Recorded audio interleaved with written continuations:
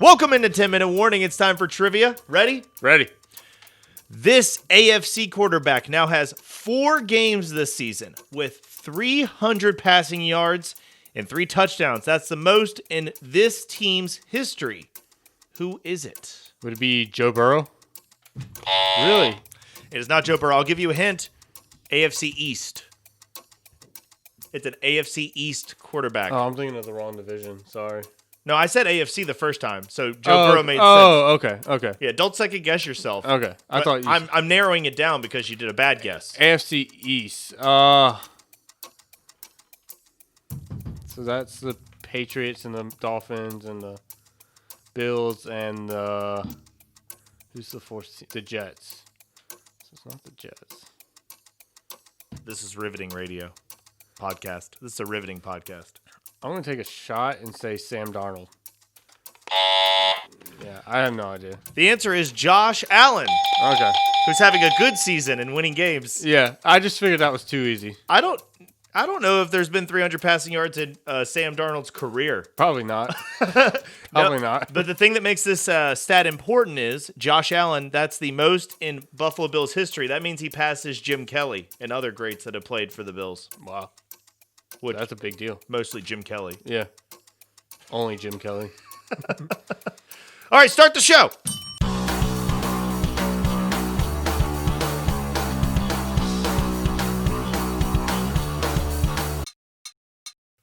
Welcome into 10-minute warning. My name is Ian. And I'm Harrison. And today we're going to tell you about a GM candidate that we predicted on this podcast who now has a chance to be a GM. Like, that's actually a report now. We've been calling it for the whole season. Right. A quarterback has apologized for eating sushi off of a naked model while on TV. Oh. We'll get to that in a couple minutes. But first we start with the best way to use a number 2 overall pick. So this conversation is mostly around the Giants' decision to take Saquon Barkley 2nd overall back in the 2018 draft. Mm-hmm. And then for the Washington football team to go the other way and get, not really the other way, but go to the other side of the ball and get Chase Young. Yeah. Now, the football team is doing the more traditional thing. Right now, Bill Polian said it best, and people love to quote him because he drafted Peyton Manning. But he said, if you're picking that high in the draft, you need a quarterback or a pass rusher. Mm-hmm. That's it. So when the Giants took Saquon Barkley, there was a lot of skepticism. Now, we're not here to say Saquon Barkley's not good. That's not the question. The question is, what has he done for the Giants? Right. He was like the first running back taken that high in a long time. A long time. I mean, like, him and Zeke are very much outliers draft-wise and when they were selected. I mean, Zeke was about, 5th? 6th? 5th or 6th? Yeah. 5th or 4th. So, it might be, 4th. I think he was 4th. Yeah. But either way, like, both of them going early, and we can reflect on Zeke a little bit too. So, Saquon Barkley's record with the Giants, when Saquon Barkley has been in the lineup with the Giants, their record is 8-23.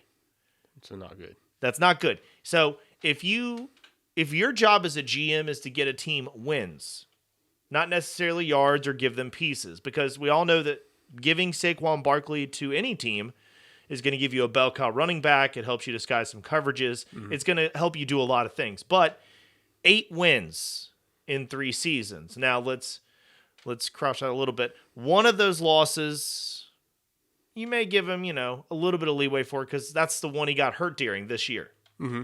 The first game this year that they lost, he played. He had 15 carries. That's on him. Yeah. Well, not the loss is on him, but that's on his record. Right. So 8 wins with Saquon. The Washington football team, since taking Chase Young, who's a rookie, are 5-5 when he plays. He's missed 2 games this season, and they lost both of those. So the team as a whole, worst record. But when Chase Young is in the lineup, 5-5. Now, could Chase Young be great this season and then fall off next season? I mean, Saquon Barkley, his rookie year, was getting endorsements. He was the next big thing, Fantasy football commercials had Saquon carrying people around on their shoulders doing weird shit. So I think for me, it boils down to the teams that drafted. So when the Giants took Saquon Barkley immediately became the best player on the team. Right. When the Redskins took Chase Young, that's not the case. Mm-hmm. There's still better players on that team that are more experienced and can make more of a difference than Chase Young, even though he is a great player. So the record for me is hard to say relevant of those picks. Yeah. So like Saquon Barkley came in and he made a difference for that team on offense, but it still wasn't enough because the team as a whole was terrible. Yep. So I'm guessing your argument is like which was the better pick. Yeah, my argument is basically so like I didn't come in with a set goal. My goal was just to say that when we're getting closer to draft mode for the podcast, like once we get through playoffs, Super Bowl and everything, we'll be full draft pretty much. Draft and off-season shenanigans. That's how we started. Yes. Oh, that's the good time. That was a good time, right? Yeah, sitting in your apartment, just no camera. No camera, just talking about players, tomfoolery. Who we thought was going to take who. Yeah, brothers and orgies together. Yeah. The good Stay stuff. together. Brothers and orgies stay together. So I guess what I'm saying is Saquon Barkley goes second. Yes. Do you remember who went fifth? 2018. Who was it? Oh, Broncos took a player? Fifth overall. I don't remember. It was probably a defensive player. Bradley Chubb. Yeah. So Bradley Chubb was available at 2. He was available at 3 for the Jets, but the Jets had traded up specifically to get a quarterback, Sam Darnold. See how that's going. Cleveland Browns. Everyone thought, oh my gosh, the Browns got Baker Mayfield, and they already have Myles Garrett. So they might get Bradley Chubb to put on the other side of Myles Garrett, which I think would have been the right move. Yeah. They took Denzel Ward. Which was a good pick. He's a been a lockdown safety. Yeah. Corner. Yeah. I mean, nothing's wrong with Denzel Ward, but just looking at what Chase Young can do, imagine getting 2 players close to that. Like, if you're taking a pass rusher in the top 5, you're expecting something like that. I think the hard thing is you don't know what's coming in the future to really plan for that. But Yeah. going for the Giants' standpoint, had they taken Bradley Chubb, I think they'd still be in the same position they are now. I think that as good as their defense is this year, if they had Bradley Chubb on that roster too, they might actually have even more wins, and they're on a win streak. They're not doing bad. I mean, the Giants are sort of in the driver's seat. They are. So that's just my point is like, if you're picking that high, is the best running back you can think of going to win more games than a pass rusher? Because you also pass on Saquon Barkley-esque player. Like, I mean, look what Christian McCaffrey has done for the Panthers offense. Like, he's been electrifying. How many playoff games have they won? None. But that's the thing. That's what I'm saying. A low team. Like, it's going to, if you're taking number 2 overall and you're deserving of that number 2, it's not like the 49ers who are number 1 overall and the very next year they're in the Super Bowl. Right. Like, if you're deserving of that number 2 team, it's going to take you 5 years to get going. Exactly. And your running back's going to be 5 years older once you get going. Yeah. And you don't need a good running back till your team's good. I don't think there's a right and wrong pick necessarily in this situation. I mean, I guess there's wrong picks, but it's hard to say, like, Saquon Barkley was a wrong pick. I'm just saying, who's in a better situation right now, the Browns or the Giants? Well, the Browns, but they've made a lot more trades than the Giants have. Because they drafted Myles Garrett when they had a high pick to get him, and then they paid him, and that man is killing it for him. He is killing it. Yeah. That's all I'm saying. I mean, you look at Zeke Elliott. How many playoff games have the Cowboys won with Zeke Elliott? None. Christian McCaffrey, Saquon. They make headlines. They make fantasy teams happen. Yeah. But they're not winning games. Yeah. The Washington football team looks like the strongest team in that division other than the Giants right now. And they're doing it with J.D. McKissick, who couldn't make the roster in Seattle. Well, I'm guessing then your only argument really is that no skills position player should ever be taken in the first round. No. And that it should mostly be defensive linemen, it should mostly be offensive linemen, and then maybe a quarterback. No. I think wide receivers should be taken, not the first round. I'm talking mostly top 5, top 10. Because, as well as I do, once you get out of that top 10, it's all a free-for-all. Yeah. Like, any of the players taken past maybe about 8 or 9 is like everyone has them ranked differently, and it's just a crapshoot. But when you get to the very top, it's usually pretty consensus. So my last argument for this is, look where the Giants are now. They're a playoff team. most likely, if they keep winning. They are. They're a playoff team. I mean, yeah, I guess that's true. I think, and if they had Saquon Barkley, I would say they'd be even better. yes, no doubt that Saquon Barkley would make that team better. Yeah. My argument is just that, And so that's 3 years, and they made it to the playoffs. Whereas the Redskins, I mean, if the Giants stay good, the Eagles come back. The football team, if the Giants stay good and the Eagles come back, I mean, they may be 5-6 years till they're in the playoffs. They could always be that second or third place team. yeah, I'm just saying that I think running backs are important. I really like a good running back. Maybe I'm a little biased because my team found their best running back without even drafting him. Right. Yeah, I would not say you should ever take a running back in the top 5 unless it's Saquon Barkley-esque. Yeah. That guy that you know is a game changer. Let me ask you this. Remember when Miles Sanders was coming out? Yeah, I did not think he was that high. Yeah, but a lot of people were trying to sell him like Saquon Barkley. Right, yeah. What has he done for the Eagles in any way that's like Saquon Barkley? Last year he did a lot. This year, not so much. He did a little bit. He had a bunch of 100-yard games. Near the end of the season. Well, yeah, but it was his first year. I guess that's true. Yeah. But he was never fantasy viable, for sure. He was for me. He helped me at the end of the season. Really? Yeah. Oh, he was like a playoff pusher? Yeah. Yeah. Yeah, he was good for that. I'm just saying that I think running backs are important, but I think that maybe the philosophy of take a pass rusher or a quarterback if you're that bad. I agree with you on that. The Giants should have done that. Because more likely they're going to be more durable and last longer in the league. I'm just saying if you got a guy like Saquon Barkley, it's hard to pass on. But let's take the Saquon Barkley pick and let's look at the next year where he took Daniel Jones 4th. Mm-hmm. And then instead of waiting for their next pick in the first round, they just took Daniel Jones 4th. And then you take those two picks together for David Gettleman, and it just does not spell a good resume in the first round. I don't think Daniel Jones, Danny Dimes, as we were calling him, we thought he was going to have a great year, okay? And to his credit, he didn't have any wide receivers really to start the year. Yeah. He had to wait for some people to show up, okay? Yeah. Sterling Shepard had to get healthy. They had to get some pieces together. So Daniel Jones may still work out. They're probably, as long as he's there, they're probably going to give him the time to work out. Mm-hmm. They did. Did they beat the Seahawks? Right? They did. And was he there?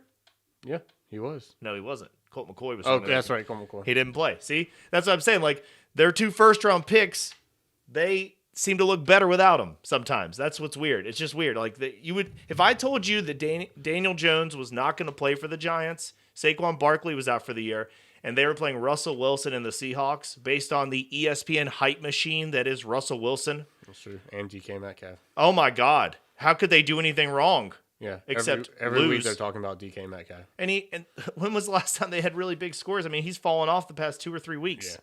But don't want to say anything bad about the Seahawks. And guess who's coming on? The Vikings. Right? Exactly. The Vikings are figuring it out. Justin Jefferson. Yeah, beast. See, now that's what I'm talking about. That's a tangent. He was a second-round pick. No, he wasn't. He was like 33 overall. He was first round to the Vikings. Was he 31 or 32? Where was he? Like 22. 22? Yeah. Was he really that high? 21 was the Eagles, and then 22 was the Vikings. Oh, yeah, okay. He was before I'm thinking of Brandon Ayuk. Yeah. Brandon Ayuk fell right to the second round. But anyway, I think that's where you take your wide receivers. Like 15th where they took Jerry Jeudy. Mm-hmm. That makes sense to me. Once you get past 10, take a receiver. But if the Broncos have been picking 5 and Jerry Jeudy was sitting there, I wouldn't want him. You wouldn't want Jerry Jeudy, no. No. I would never take a top 5 wide receiver. No, not anymore. No. Julio Jones. Only if you see what you see on tape for Julio Jones. That's exactly what I'm saying about Saquon Barkley. I do not think Saquon Barkley is the running backs what Julio is the wide receivers. Oh, he 100% was. And coming out of college. But he has not lived up to it yet. Not saying he has lived up to it. Just saying coming out of college, that's what we're talking about. Looking on tape, who would you take? Okay, true. He's had 2,000-yard seasons, the 2 that he played more than 2 games. Mm-hmm. But, if he was a really great running back, wouldn't he be closer to 2,000 yards? I don't know. Well, he's only had 1 full season where he was healthy. So, and the second season, he had a high ankle sprain, which really affects your whole second half of the season. Right. And yet his total with missing a couple games was about similar to his first year. Yeah. But that was a segue for me to talk about Daniel Jones and Saquon Barkley because that takes me to Dave Gettleman. Okay. who is the GM for the Giants, as we discussed. But before he got that job, Louis Riddick was a candidate for that job. He sat down with the Mara family, went very deep in the interview process. I've heard him talk about it on a couple pods. They ultimately went with Gettleman, the experienced GM, instead of the guy on TV. Mm-hmm. Now, if you didn't hear our Louis Riddick episode, but we talked about the Monday Night Football crew, which he is a part of, he probably won't be next year. There's a new report out from verified reporters on Twitter. There's several. I'm not going to give any certain one credit. I couldn't figure out which one got the scoop first, so nobody gets credit. But they said that Louis Riddick is a contender for the Atlanta Falcons GM job. Now, he played for the Falcons in the 90s, on and off. And he has experience in the Philadelphia and the Washington front offices. He is the best part of ESPN's draft coverage since they added him. Mm-hmm. He says things that aren't just Mel Kiper, like making crap up, like right. Whatever Mel Kiper's always on about. Mel Kiper has so many cliches, they're not cliches anymore. They're just things that only he says now. Yeah. And he thinks people understand him. It's crazy. But Louis Riddick, I think, will make a fantastic GM for whatever team grabs him. And that's what we were talking about, basically. I mean, this podcast, we told you, Louis Riddick, look for him to be a GM possibly in 2021. Now it looks like it's happening. So just a little, just wanted to toot our own horn a little bit there. We're not going to spend too much time on it. Yeah. But we think the best part of the Monday Night Football crew will be gone after 1 year. Probably. Well, hey, the Raiders got their head coach from the Monday Night Football booth. It seems to be a good transition place. Then Jason Witten did Monday Night Football, and he was like, I'd rather play. Yeah, I'll go to Oakland. So that takes us to the story you've all been waiting for. Oh, boy. UNLV quarterback Max Gilliam has issued an apology after he was filmed eating sushi off a nude model while on the Bravo reality TV show Below Deck. This is probably one of the most forced apologies ever. Right? Like, what college guy is actually sorry about eating sushi off a naked girl? Right? Especially if you go to UNLV. Exactly. You're not in, like, the moral high ground here. Yeah, you're in Las Vegas. Like, have you guys been to Las Vegas? Have you been to Las Vegas? There's literally, I went in, like, the dead of, like, February going into March. Mm-hmm. Like, the coldest it could be. About.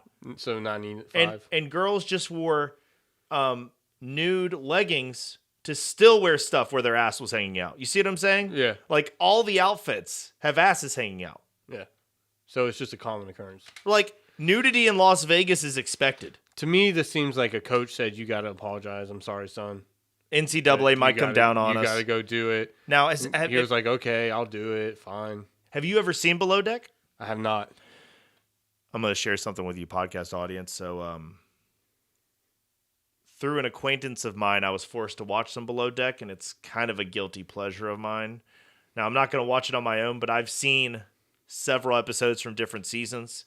The idea of Below Deck is, unlike the other Bravo shows where it's housewives from insert city here arguing over whose weave is better. Right. It's more like these people work on a super yacht, some rich people come on, and you follow the crew that's making it all happen. And then there's drama between the cook and the chief stew, or there's drama between, like, you know.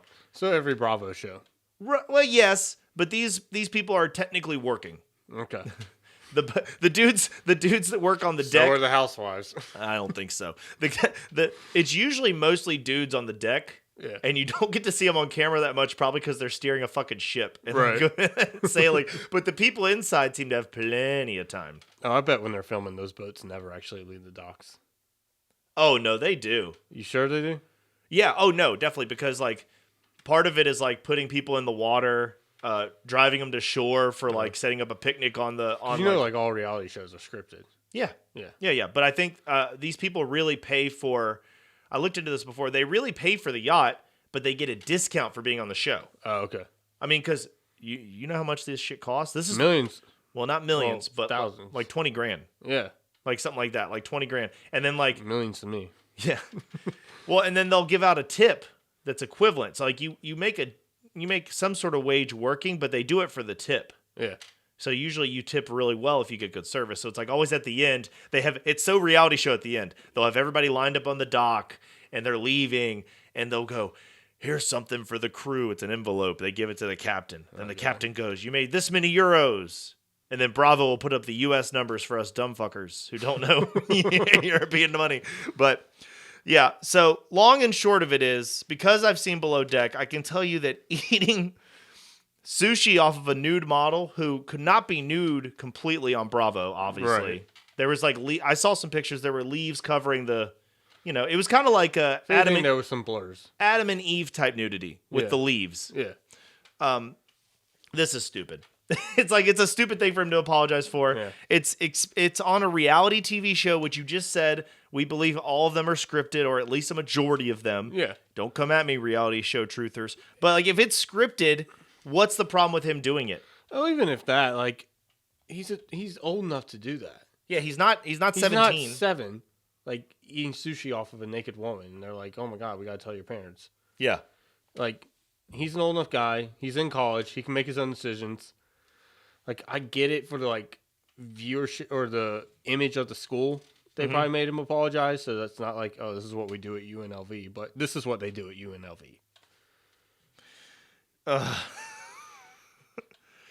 It's just like, oh, man, it goes on and on. They didn't find out till Monday morning. Whatever. You know what, Max Gilliam? Eat all the sushi you want off of naked women. Yeah.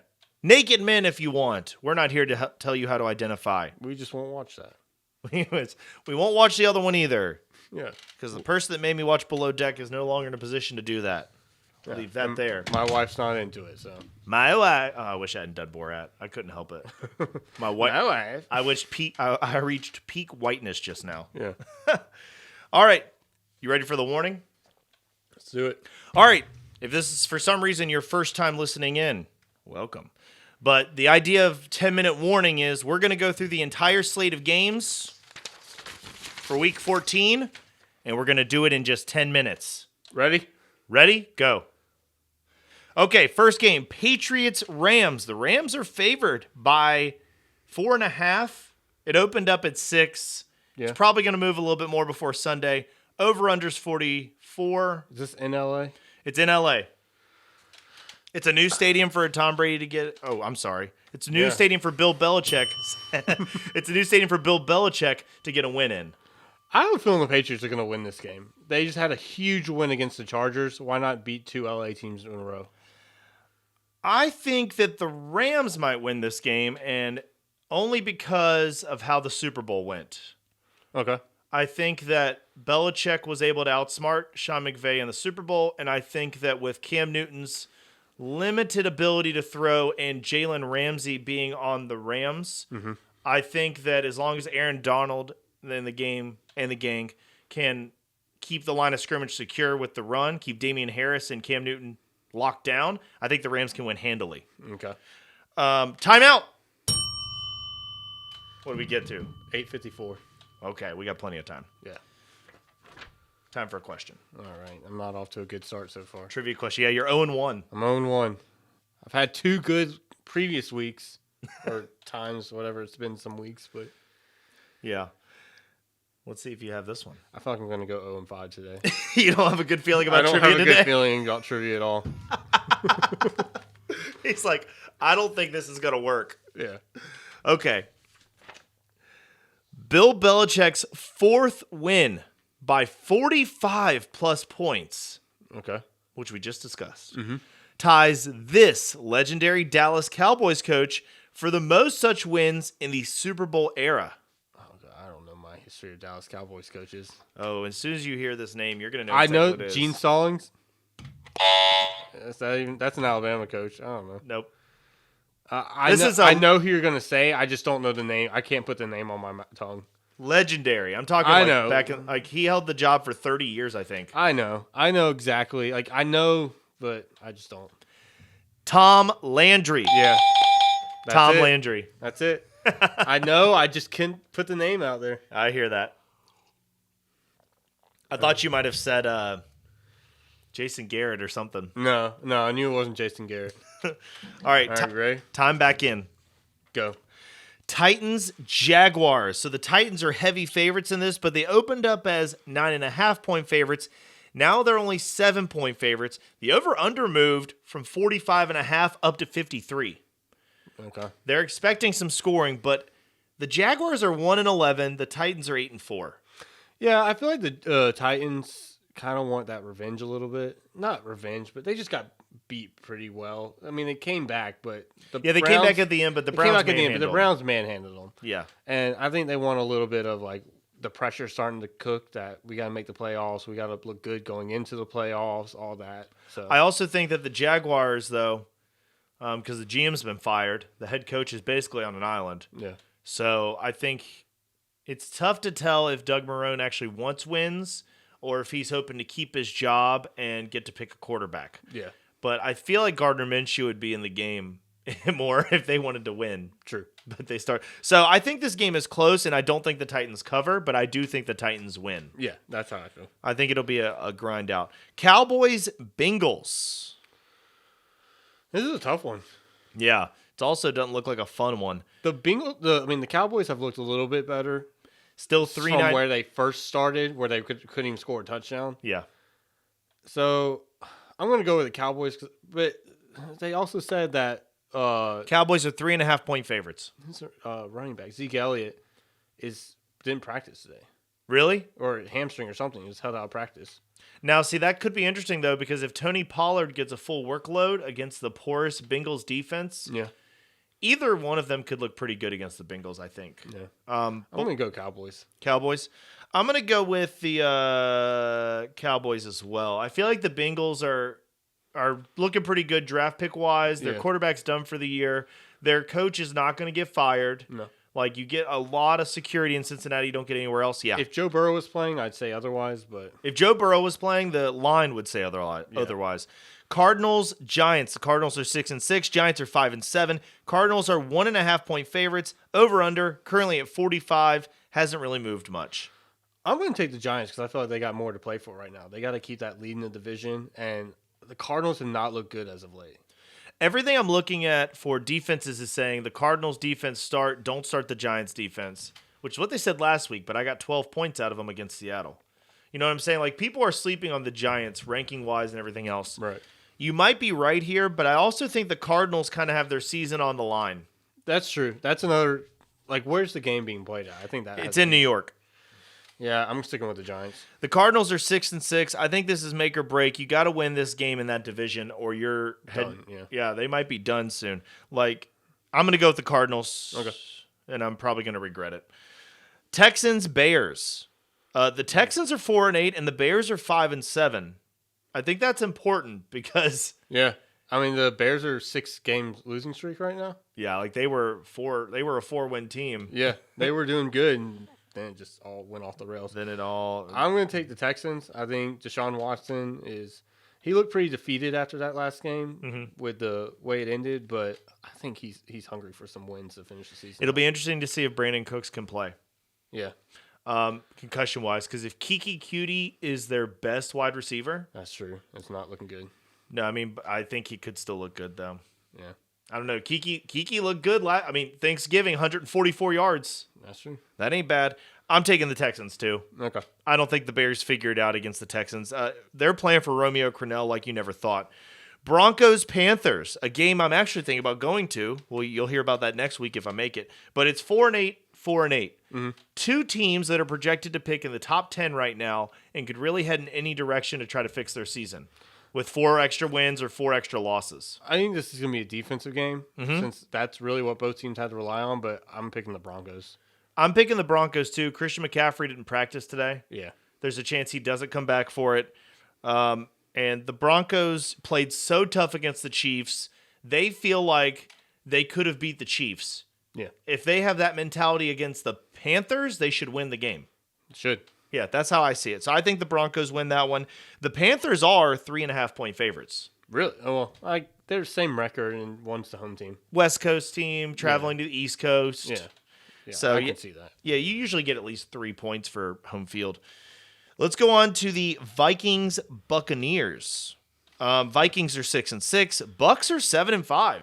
Another team that's on a little bit of a skid, but they've had some tough matchups. Yeah, this is a pretty big game because the Vikings started 0-4 and have bounced back since then, and the Bucks have not looked good as of late. I'm taking the Vikings to continue being hot. Justin Jefferson is catching everything. Yeah. He's caught COVID 3 times, and they don't even test him for it. Right. He's catching everything so quick. I think the Bucks have to win this game. They have to win it, but You have the Vikings coming down to Tampa, so you've got the weather advantage. They're going to be used to the. I mean, what did Stephon Diggs say when he was there? He's like, the number one thing you might need in Minnesota that you didn't know before you got drafted there. He said a heated garage. yeah. That's how cold it is. Right. And then they go down to Tampa. I mean, they're going to like it, but it's going to throw them off. I'm taking the Bucks, but if I was betting with a 6.5 point line on the Bucks, I would probably take the over. Yeah. I would take the over. I wouldn't pick a team. Timeout. 3 minutes. 3 minutes. Oh, man. It's not looking good. We're going to have to go fast. We'll have to speed through. Yeah. All right. No problem. Some of these matchups are easy. First, let's do the question, huh? Yep. 0-2. 0 for 3 right here. Here we go. This tight end has his 5th career 1,000-yard receiving season, the most in his team's history, and the most ever by a tight end. He's also done it in consecutive seasons. Who is it? Is it Travis Kelce? Travis Kelce. I'm not a loser. Travis, you still have a losing record. Shut Travis Kelce is literally doing things at the tight end position no one else has done. The tight end position right now is Travis Kelce and then a bunch of other dudes. Yeah. Maybe George Kittle if he was injured. If he had been injured so Yeah. much, but yeah, I mean, he's in a contract dispute with the 49ers. Right, Like, yeah, it's rough. ugh, they better not let him go. All right, ready? Ready. We only have 3 minutes. Yep, and it's going. Oh, crap. You said ready, not go. Chiefs, Dolphins. Chiefs are 7-point favorites. Chiefs. Yeah, Chiefs. Colts, Raiders. The Colts are 3-point favorites, 8-4. Raiders are 7-5. I'm taking the Colts. The Raiders almost lost to the Jets. Yeah, I'm taking the Colts too. Yeah. Jets, Seahawks. Seahawks, Seahawks. 13.5-point favorites. But this could be a game that the Jets finally get a win, the way the Seahawks are playing. The way the Seahawks have been playing lately, I wouldn't bet on it, but the Jets might get their first win. I would possibly bet on the Jets if I'm betting this game because 13.5 is a lot for a team like that. Yeah. Any team. Packers, Lions, 7.5-point favorite Packers. The Packers are 9-3. Lions are 5-7 and don't have a head coach right now. Packers, yeah. Falcons, Chargers. The Falcons are 2.5-point favorites. That's gone up. The Chargers are 3-9. Where's The this game Falcons are being played 4-8. It's in L.A. I'll take the Chargers. To bounce back against the Falcons? Yeah. Yeah, I think the Chargers bounce back too at home, and Justin Herbert's only had one bad game, and I just don't think that the Falcons, I don't think Raheem Morris is going to be able to scheme like Bill Belichick. Right. Or he would have kept his job in Tampa. Timeout. Minute 43. See, that was pretty quick. Yeah. 5. 4 games left. Okay, we can do it. We can do this. Can I come back in trivia? That's the real question. Yes, that's what you're really worried about. Yeah. Because you're 1-2. It's actually more fun this way with you starting off down. Yeah, because you have to work never up. know. I can come back. I can win this thing. If you get the first 3 right in a row, it really takes the steam out of it for me. Yeah. Because then you win no matter what. Yeah. Frustrating. I had some syllables that word. Jalen Hurts will become the youngest quarterback to start for the Eagles in the Super Bowl era on Sunday. Mm-hmm. Can you tell me who the previous youngest quarterback was? Hint, he started in 1985. Well, that's not a hint. It tells you which era. I mean, when he was the youngest quarterback, he did it in 85. John Elway. Why would you guess John Elway? He's played for only one team. I don't know. Okay, no, not John Elway. He's only played for the Broncos. He retired with them. I have no idea. You can't name any legendary Eagles quarterbacks from yesteryear? Oh, it's an Eagles quarterback. Yes, it's for the Eagles. Oh, He's the youngest quarterback to start for the Eagles. can I phone a In friend? 85. I'm the only one here. I have a phone. You cannot. I can't. My in-laws will probably be disappointed in me. Name one quarterback for the Eagles. Carson Wentz. Randall Cunningham. That's what I was thinking of, but I couldn't remember the name. Randall Cunningham and Tom Landry are not on Harrison's mind. No, they're not. All right, let's resume it. Hit it go. Ready? Go. Saints, Eagles. The Saints are 7-point favorites. The Saints are 10-2. Eagles are 3-8-1. I think this will be a close game, but I'm going to take the Saints. I'm going to take the Saints, and can the Eagles stop the run? Yeah. They have the best defensive line in the NFL. Or one of them. Washington. Yeah, Washington. But Yeah, I'm taking the Saints too, but I don't know if they'll cover because Taysom Hill has been a little bit. that's the only reason why. Yeah. Like, it's going to be a battle of two kind of terrible quarterbacks. But he did get 2 passing touchdowns last week, so now he's shown he true. can do that. Yeah. So we're both taking the Saints, I think. 1 minute. Football team, 49ers. 49ers are favored by 3, believe it or not. I'm taking the football team. I'm taking the football team. All right, timeout. How much time we got left? 59 seconds. Fantastic. Glad we had a trivia question. We only have 2 games left. Yeah. We can do that in 59 seconds. All right, so now 1 and 3. Yeah, I've lost. Let's see if you can break even here. I can't break even. Well, let's see if you can get a better There's nothing percentage. there's nothing I can win here. You can double your wins. Okay. Yeah. This, I'm going to give it to you the hard way, and then I'll give you a hint if you miss it. This AFC team has now recorded the longest game streak since Team Sacks became official in 1963. 69 straight games with a sack. Which team is it? AFC. AFC. And I'll give you a hint after you guess. Is it the Steelers? No hint needed. The hint was going to be an AFC playoff team. I knew they were high in interceptions, but I remember seeing a stat this week that it was like they had like the most interceptions also, but they were like even more in sacks. Mm-hmm. They've gotten one in every game for 69 straight games. Yeah. So that's really funny looking at how Chase Young and the football team beat them. Yeah. Yeah. But I digress. With an interception on the end. You're right. All right, you ready? Go. Steelers, Bills. Steelers are 11-1. Bills are 9-3. This looks like a pretty good game. The Bills are favored at home over the Steelers because they just lost and dropped one to the football team. I have always said this whole season that the Steelers are a team that could get to the playoffs and lose in the first round. I'm taking the Bills. I am taking the Bills too because after watching the Steelers play the football team, which doesn't have very many corners, I'm not not impressed. Ravens, Browns. Ravens are 7-5, and they manhandled the Browns at the first week, but the Browns are 9-3. Yet the Ravens are still favored, even though the game's in Cleveland. Who do you got?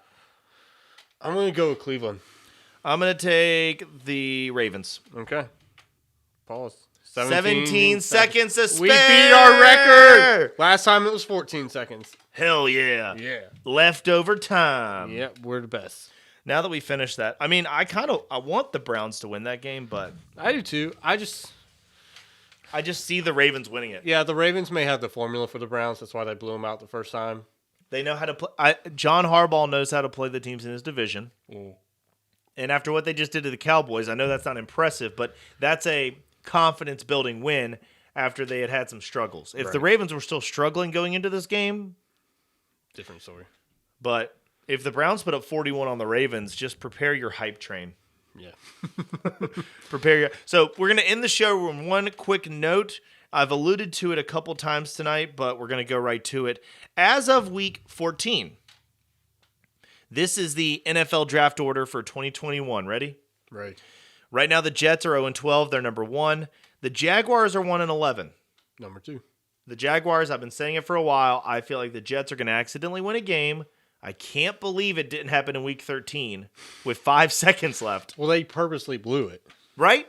Greg Williams literally got fired. Because he purposely blew it. They were like, here, we won't fire you. Go run a terrible play. They're like, hey, why don't you blitz them with everybody? Yeah. How many people? Everyone. How safe is my job? They probably said, if you blow this coverage, you're fired. And he said, great. Get me out of here. This is not a good thing on my resume. So Jaguars are 2. I think the Jaguars will figure out a way to sneak into number 1, but we'll see. Okay. 2 teams with green, by the way. Bengals are at number 3. Now, the Bengals are going to be something big next year if they pick that high, because if the first 2 teams are getting quarterbacks, they're going to get the pass rusher of their choosing to put on the other side of the ball and help Joe Burrow. Yep. So they'll get Joe Burrow one year, a pass rusher the next year, and the Bengals were looking good without a pass rusher. I've even seen possibly they could do like offensive lineman there from Northwestern. Yeah. I mean, offensive lineman wouldn't be bad either. Somebody on a line for sure. Yeah. I think. The Cowboys are 3-9, and they're picking 4th. Okay. The defense. Chargers are 5, also at 3-9 right now. The Eagles are 6. The Panthers are 7. Woo. The Falcons are 8. The Dolphins are 9. Because they had all those trades. Yeah, the trade with the Texans, exactly. Yeah. And then the Broncos are 10. Okay. So I'm just going to go ahead and say this. As Harrison being a Panthers fan and me being a Broncos fan, this game has a lot of importance. This game is very important to us because whichever one of our teams loses, that fan is going to start cheering for them to lose out. Yeah, get that high pick. Because, I'm not saying they need to replace Drew Lock. Drew Lock is still my boy. I believe you got to give him time to develop. But we're not going anywhere this season if we're at 4-9. Yeah. So, and a 7-9 record isn't worth a damn. The 7-9 record is not worth a damn. And the Broncos have the toughest remaining schedule, or one of the top 5. Yeah. Like, they had a really tough beginning and end and a soft middle. They never get an easy schedule. Yeah. The Patriots always get an easy schedule. I wonder why that is. So, if you're watching the Broncos-Panthers game on Sunday, just be aware of what it means for your boys Ian and Harrison. Yep. Speaking of them, I'm Ian. I'm Harrison. And we're out.